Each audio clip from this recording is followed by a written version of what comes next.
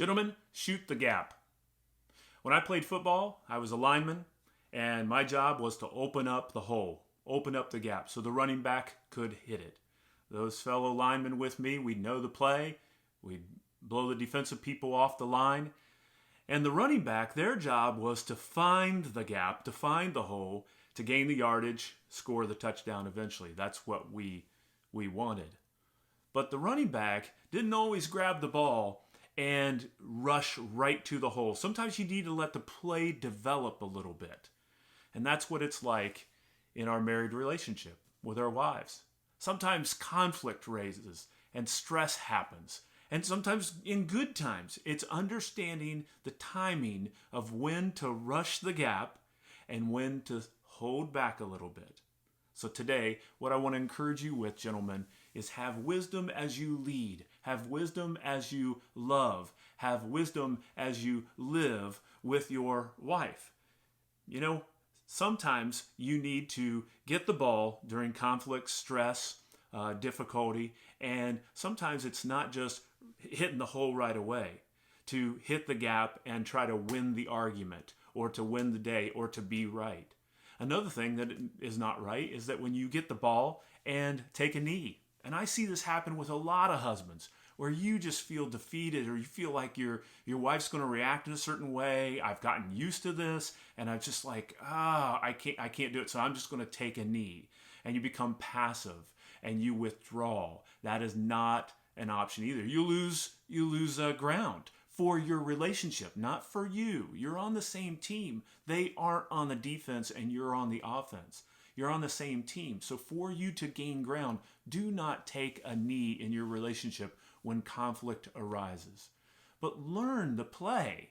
Learn what to do to hit the gap. Don't take a knee because that means that you're not winning, they're not winning.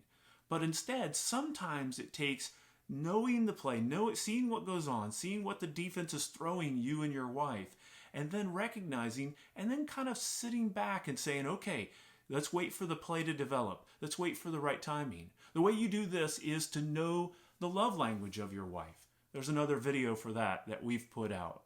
And then also know the stress animal of your wife. There's another video we have for that as well. What we know from those two ideas is that when you know your wife so well, when you hear her language, her unspoken language, when you know how things ebb and flow, you learn this dance. And football is kind of like a dance. You react to moves, and you move, and you're able to perform and to maximize that opportunity, that play that you have in front of you.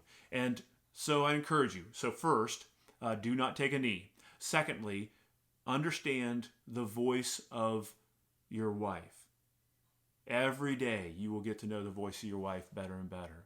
And then respond accordingly. Be patient with that. Don't quit.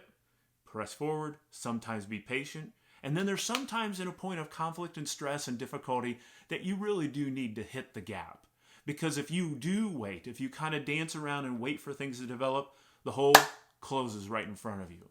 And some plays, some reactions, some circumstances for you and your wife, you need to lead by pressing forward in love, in commitment to the relationship, in knowing what's best in that given moment in time for you and your wife. So, gentlemen, shoot the gap. Have wisdom as you do so. Reject passivity, but play. Play to win, you and your wife on the same team. Thanks for joining me on this journey.